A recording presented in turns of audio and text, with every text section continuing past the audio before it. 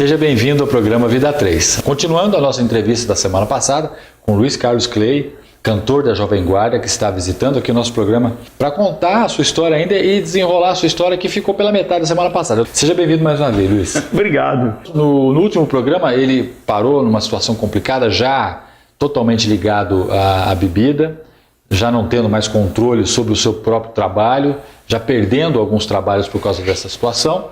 E nesse momento você volta para o Recife, não é isso, Luiz? Volto para o Recife a convite desse senador, dono do SBT lá do Rio Grande do Norte. Ele me prometia um programa de juventude todo sábado para eu fazer e eu mudo com a família inteira para lá. Você já foi para lá para tentar se desvincular um pouco do ambiente aqui na realidade, eu tinha perdido todos os amigos, né? Todos tinham morrido, né? E eu, quando chego em casa, falo que nós íamos mudar para o Nordeste. A Patrícia, mais velha, falou, é verdade isso? Então, puxa, agora você vai parar de usar muleta, né? Porque papai agora vai ser geração saúde, vai caminhar naquelas praias, papai vai... Eu sempre falava sobre ela chamava muleta a própria bebida. Era bebida, né? Papai vai parar de usar isso aí, a muleta. E ela criou essa expectativa, né? Os três, Patrícia, Júnior e Camila, que foram os 3 filhos que nasceram desse casamento. A esposa também criou a expectativa, vai mudar toda a nossa vida. Fomos para Recife, aí eu comecei uma vida lá em Recife diferente. Quando eu cheguei lá, que eu fui para a praia pela primeira vez com a família, existia lá na areia, na praia de Boa Viagem, um clube chamado Clube do Limão, que era um clube que dava limão com cachaça de graça para todo mundo. Eles faziam marketing da cachaça. E a Patrícia meus filhos começaram a notar que eu me aproximei daquilo, virou meu ponte ali. Eu já não ligava mais para nada, meu pai dizia que o homem podia tudo, eu já achava que eu conseguia, né, chegar até aquele ponto. Eu achava que eu ia continuar bem, bebendo. E a Patrícia, ela falou, agora papai vai morrer, né? Agora as muletas vão tomar conta dele. Me tornei diretor do clube, virei habituê do clube na praia, bebendo agora... Ou seja, não adiantou muito a mudança. Não adiantou nada. Foi muito pior, porque cada amigo meu que eu via de infância, eles bebiam também, aí vem o Carnaval de Recife, que era uma loucura, aí vem Olinda, e tudo é mais um motivo para se beber, né? E eu me tornei um alcoólatra. Aquilo que meu pai dizia que o homem podia, eu não conseguia mais parar. Me tornei um alcoólatra, perdi a família praticamente, porque eu tive todas as fases do alcoolismo, né? Aquela fase boba no começo que você é o palhaço da turma, chama o Clay para contar piada, depois você se torna um inconveniente, depois você vem o violento que ninguém suporta. Eu andando de carro, se alguém me fechasse, eu bêbado, com meus filhos atrás no carro, eu olhava pelo retrovisor, eles estavam apavorados. Se alguém me fechasse, eu tinha que falar palavrão, gestos obscenos, faltando com respeito às minhas 2 filhas, à minha esposa. E aquilo virou uma bola de pressão, uma panela de pressão muito forte, porque a família não aguentava mais. E depois eu tive a última fase, Gustavo, é quando você cai no chão, quando você não se levanta do chão, quando o bêbado ele cai e não consegue mais se levantar. E ali ele acha que ele tem que dormir mesmo ali e faz as necessidades fisiológicas. Eu fui tirado do meio da rua, me levaram para um hospital. Eu acordo numa sala cheio de mendigos, de mau cheiro muito grande. A que ponto eu tinha chegado? Eu cheguei ao fundo do poço. E papai dizia que o homem podia todas as coisas. E eu não conseguia mudar. Meu filho estava igual a mim. Com 14 anos o Júnior estava usando droga, estava bebendo, estava fumando. Fumava muito também. No dia que eu chamei a atenção dele, ele falou, você não tem moral nenhuma para falar comigo sobre bebida, pai. Eu aprendi com você, sou seu espelho. E eu não pude educar meu filho. Não pude dizer para ele que estava errado, porque eu não era referencial de pai. A Camila, uma menina com 11 anos, linda, teve a primeira convulsão cerebral dentro do carro comigo, se tornou epilética, minha filha, passou a tomar Gardenal. Os médicos diziam que ela não podia andar de bicicleta sozinha, de moto, mergulhar. Minha filha não podia dirigir, não podia nada. Ela tinha que tomar Gardenal até o final da vida. A Patrícia, mais velha, essa que me cobrava sempre, pegava no meu pé, ela com 15 anos de idade em Recife, ela entra para a faculdade de Direito. A Patrícia sempre foi muito inteligente, é inteligente até hoje. E eu soube, porque houve uma separação, um rompimento da família. Eu fui morar num hotel sozinho, foi terrível essa minha parte da solidão, né? E eu soube que minha filha entrou na faculdade porque o colégio dela, eles aproveitaram a idade dela de 15 anos e forraram a Praia de Boa Viagem de outdoor, né? Camila, aliás, Patrícia, mais jovem vestibulanda de Pernambuco, primeiro lugar em Direito, aluna do Colégio Boa Viagem. Foi assim que eu fiquei sabendo que Patrícia tinha entrado numa faculdade. E quando eu tentei me aproximar, ela proibiu, ela falou para os amigos que fala para esse homem não se aproximar, que eu não tenho pai bêbado, meu pai morreu há muito tempo. Então a situação estava caótica na minha vida e eu não sabia mais o que fazer, lembrava de papai, aquilo não saía da minha cabeça, o homem pode tudo, e como é que pode? Como é que eu não paro de beber, não paro de fumar, não paro de mudar essa vida toda? Não conseguia mais, Sim. Eu não tinha mais força. O filho agora, meu filho um violento, um marginal, brigando na rua, era muito violento, tinha uma gangue chamada Gangue dos Opalas, que ele fazia parte dessa gangue, muito violento. Assim que eu vi meu filho, Patrícia não falando comigo e Camila epilética, e a mulher não falava mais comigo. Eu não tinha mais família. Eu perdi tudo. A bebida me tirou tudo e eu achava que eu tinha condições disso. Na época da Jovem Guarda, voltando um pouquinho, o Reginaldo Rossi, ele tinha feito uma música que naquela época o homem bonito era pão, né? Todo mundo, fulano é pão, pão. Era isso. Quando eu estava nessa situação, eu estava no hotel, recebi um convite de um amigo meu para uma churrascaria, que era o dono de uma churrascaria, era o aniversário dele. E todo ano ele fazia um show, ele bancava um show, a churrascaria imensa lá em Recife, levou Moacir Franco, levava todo mundo, e ele contratava os cantores da época. E nós morávamos lá, então nós fomos todos para o aniversário dele, é convite dele. Sim. Estavam os cantores daquela época, estavam Noite Ilustrada naquele dia, os cantores que moravam em Recife, eu e o Reginaldo Rossi. E quando eu cheguei, eu tive o primeiro impacto que não tinha bebida no aniversário do meu amigo. Eu pedi um uísque, o garçom falou, Clay, não tem uísque não. O seu Paulo falou que o aniversário dele só passa água, refrigerante e suco. Meu primeiro impacto. O segundo impacto, o Reginaldo Rossi me vê e fala, Clay, estava louco para falar com você. Eu fiz uma música pensando em você. Vou ganhar um caminhão de dinheiro. Eu nunca esqueço isso que ele falou assim. Uhum. E ele mostrou no violão para mim, garçom, aqui nessa mesa de bar, você já cansou de escutar centenas de casos de amor. Reginaldo dizia naquela noite que eu era a inspiração dele para essa música. Aquilo me doeu muito, porque eu passava a ser o ícone do bêbado brasileiro, porque essa música vendeu 4 milhões de CDs nele. E eu vi que o negócio estava acima de como eu segurar. Eu não tinha mais freio. Eu servia até de chacota agora numa música. Foi o segundo impacto. Terceiro impacto, tinha um pastor naquele jantar.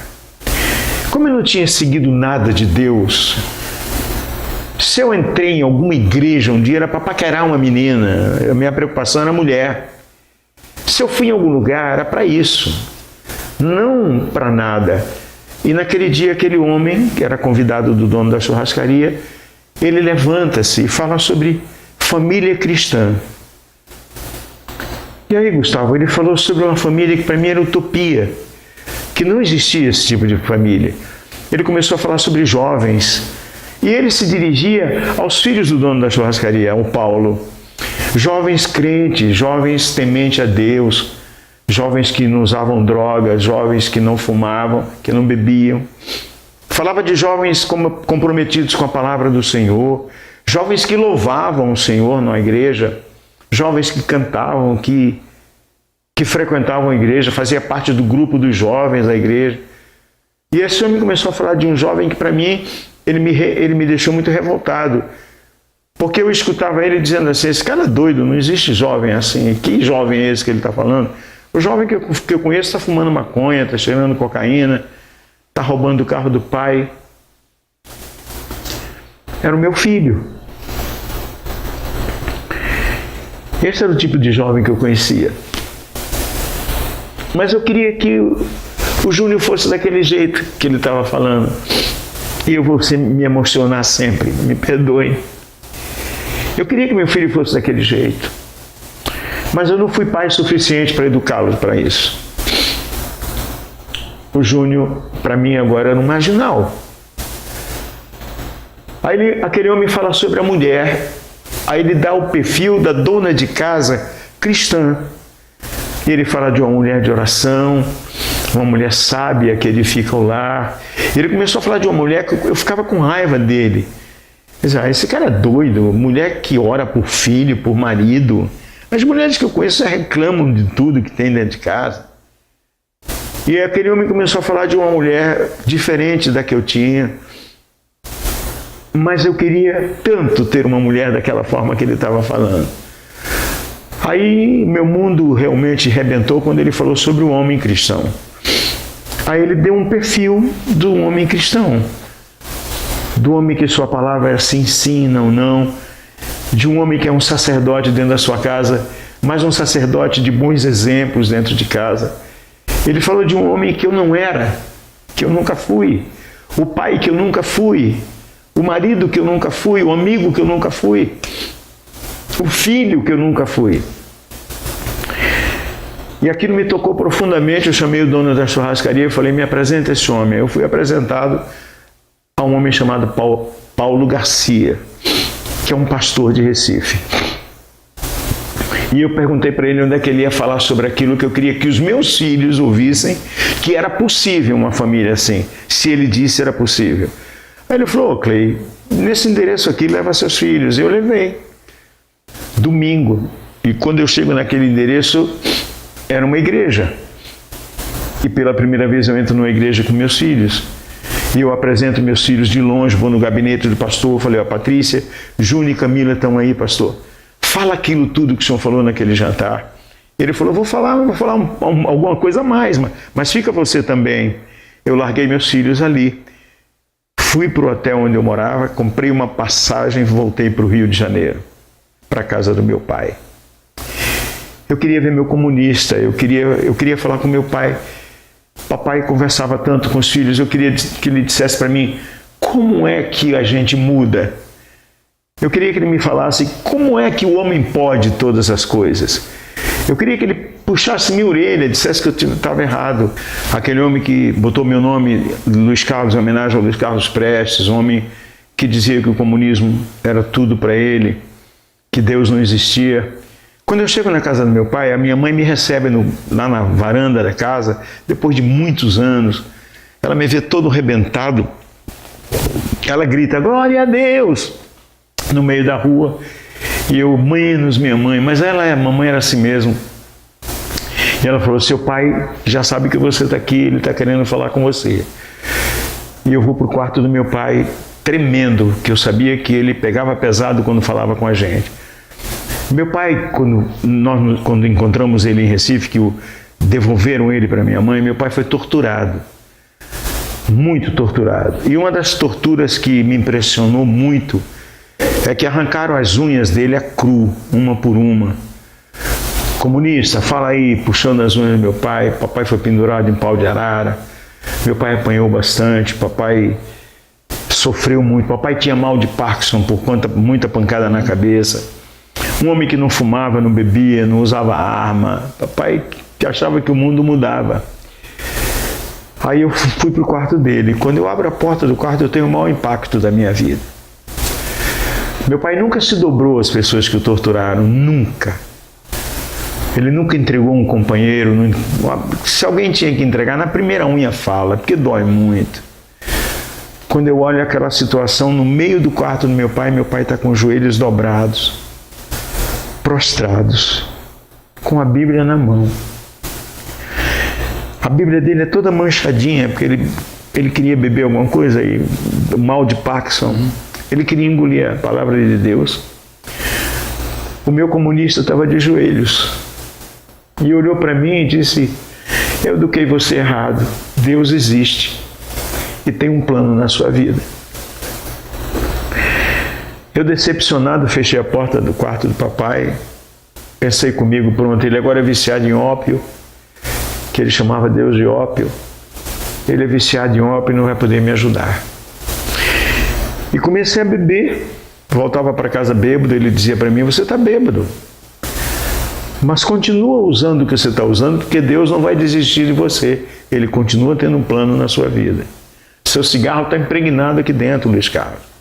E eu sofrendo porque eu não via meus filhos mais, não via mais nada, era a casa do meu pai. Meu irmão mais velho morava em Ribeirão Preto, aqui em São Paulo, Vladimir. O nome dele, Vladimir, em homenagem a Vladimir Lenine. Aí Vladimir me chama para Ribeirão Preto. Os caras vêm embora para cá, tem um trabalho, eu vou arranjar um trabalho para você precisa fazer alguma coisa.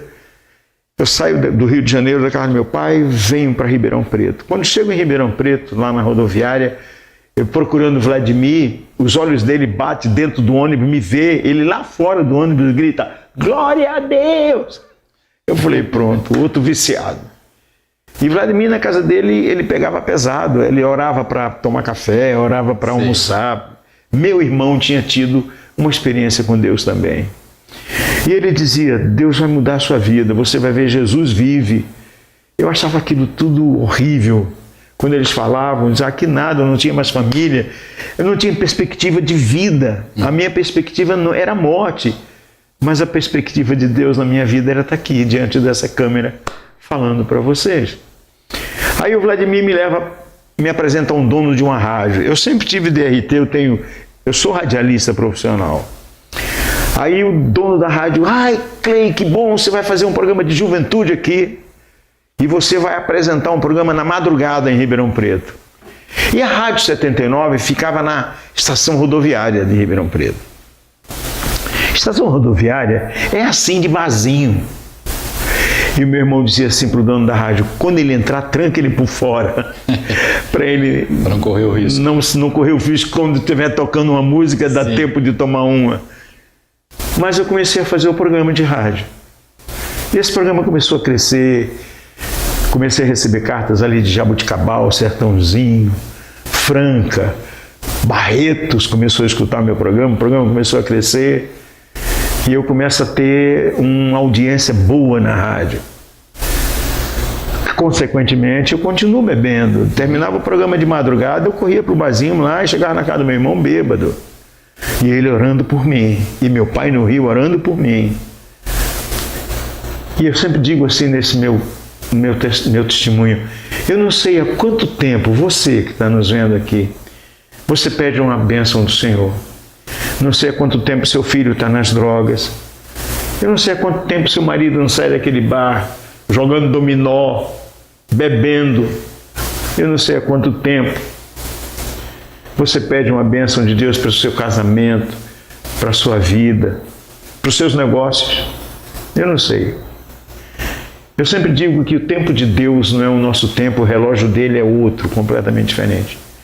Havia passado 18 anos que eu tinha deixado meus filhos no Recife, dentro daquela igreja. 18 anos é uma vida. E eu estou fazendo um programa de rádio. A 79 comanda à noite Luiz Carlos Clay, era o 79 comanda à noite. Éramos todos jovens, era o nome do programa. Aí eu pergunto: tem alguém na linha? O telefone está liberado. Que música você quer ouvir da Jovem Guarda? Aí do outro lado: oi, pai. Oi, pai. Quem é que está falando? Sou eu, pai, teu filho, Júnior. Aí, Gustavo, como sempre acontece, uma nó na garganta. A voz do meu filho era uma voz linda, diferente daquele garoto que usava droga, que me deixava com medo. Papai, sou eu, teu filho, eu estou ligando porque o tio Vladimir me deu o telefone da rádio. Ainda bem que te encontrei. Aí eu comecei a falar para o pessoal: pessoal, esse é meu filho, mora em Recife. Que surpresa maravilhosa, o que você quer? Ô papai, eu estou no ar, está todo mundo te ouvindo. Ele: é que eu quero que você venha cantar no meu casamento. Eu vou casar com a menina daquela igreja que você deixou a gente há 18 anos atrás. O nome dela é Andressa, pai. Nós somos o casal discipulado da igreja. Deus adotou meu filho, Gustavo. Deus adotou meus filhos. 18 anos depois eu estou ouvindo a voz do meu filho que fumava, que bebia, que era drogado. Um homem de bem. Papai, eu queria que o senhor viesse cantar um hino. Eu sei que você não está acostumado a cantar esse tipo de música, mas eu vou mandar uma fita para você aprender. Eu fiquei mudo, ele me mandou, ele falou tudo isso. Aí eu falei: pode mandar a fita, eu vou aprender sim. Eu todo emocionado. Aí eu perguntei para ele: como é que você está? Eu estou muito bem, pai. Eu só quero saber se eu ainda estou no ar. Eu falei: tá, continua no ar. Ah, então eu posso pedir o meu presente. E só você pode dar esse presente.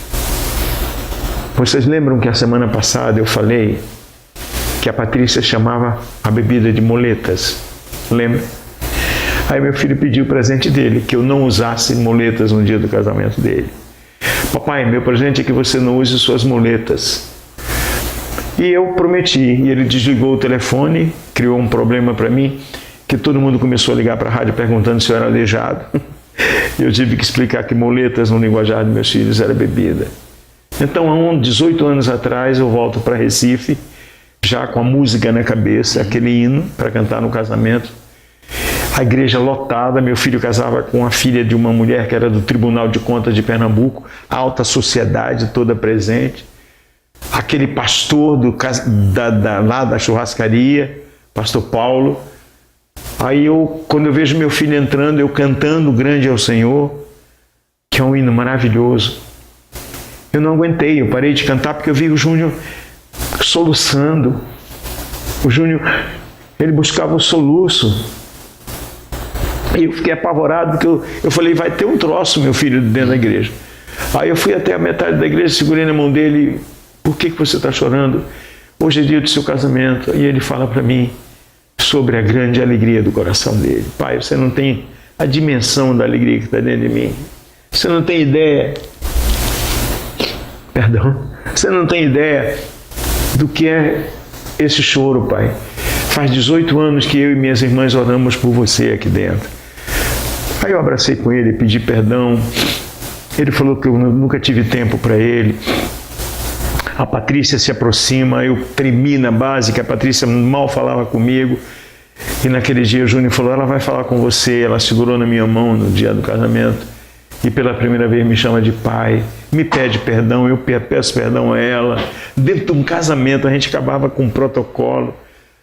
Aí a minha filha fala que se formou, é uma advogada formada, tem escritório dela já montado, casou, eu sou casada, pai. E aquele garoto que entrou com as alianças do meu irmão, chama-se João Pedro, ele é meu filho, você é avô, eu era avô, não sabia. Camila vem. Quando a Camila se aproximou, eu fiquei apavorado, porque Camilinha eu tinha deixado com 11 anos de idade e com epilepsia.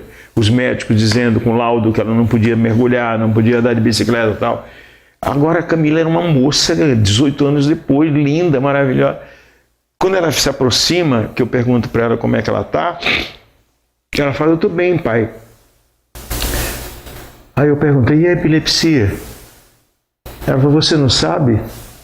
Desde o dia que você deixou a gente aqui nessa igreja, pai, que nunca mais eu tive crise epilética. A Camila está curada. Porque, meu Deus, o Deus que eu conheci, ele é assim. Ele faz a obra completa na vida das pessoas, não é pela metade. Aí eu chamei o pastor Paulo. Na frente de todo mundo eu falei: eu não consigo parar de beber, eu não consigo parar de fumar. Meu irmão ora por mim, meu pai ora por mim, minha mãe ora, meus filhos durante 18 anos oraram por mim. Eu quero uma coisa aqui dentro dessa igreja. Aí o pastor Paulo falou: o que você quer? Aí eu disse: eu quero esse Jesus que os meus filhos encontraram. E há exatamente 18 anos atrás, Toda essa história que eu estou contando para vocês se tornou uma coisa linda. Porque nessa hora, o pastor Paulo olhou para mim e disse: lembra que eu falei para você que Deus tem um plano na sua vida? Está apenas começando.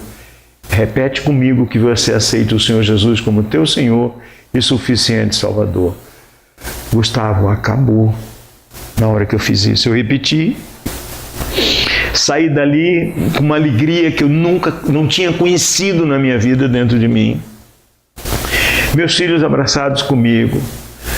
Meus filhos me adotaram outra vez. Foi maravilhoso, foi lindo. Tem um hino que fala que o céu desceu. O céu desceu naquela hora. Eu voltei para o hotel que o meu filho tinha reservado para mim, chorando muito depois da festa do casamento e falando: e agora? A oração que aquele homem fez por mim foi maravilhosa. E há exatamente 18 anos eu não sei o que é um pingo de álcool na minha boca.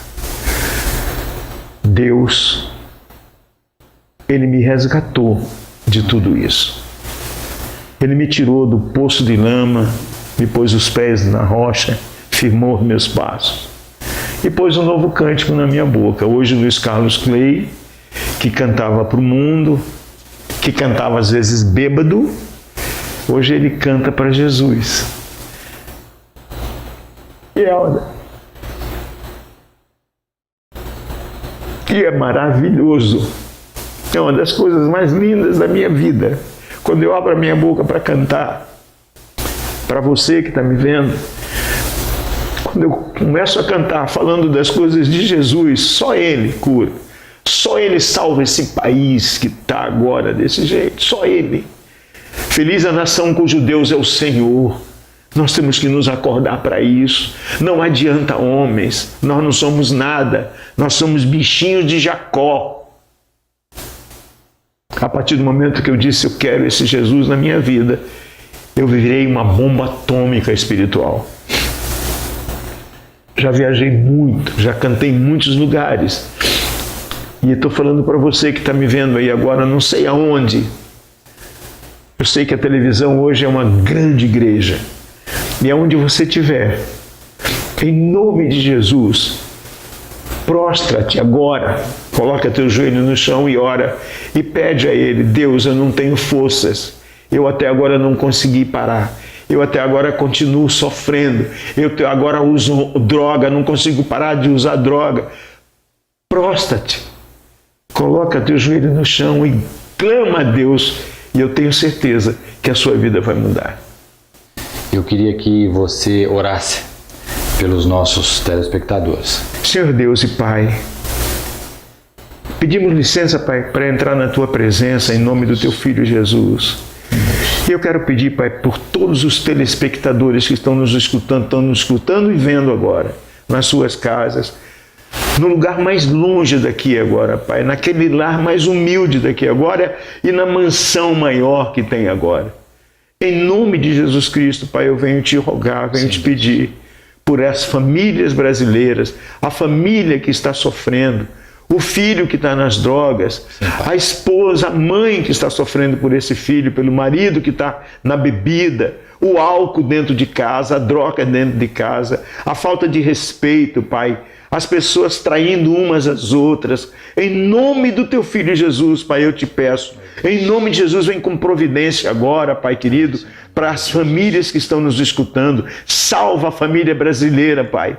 Salva a família, o núcleo familiar, que é uma criação Tua, Pai, e o inimigo não pode destruir. E eu peço, através das câmeras, através desses microfones, através de você que me está dando essa oportunidade, Gustavo, que Deus venha sobre a família brasileira e salve a família brasileira em nome de Jesus. Amém. Amém. Obrigado, Luiz, pela Obrigado sua participação. a você.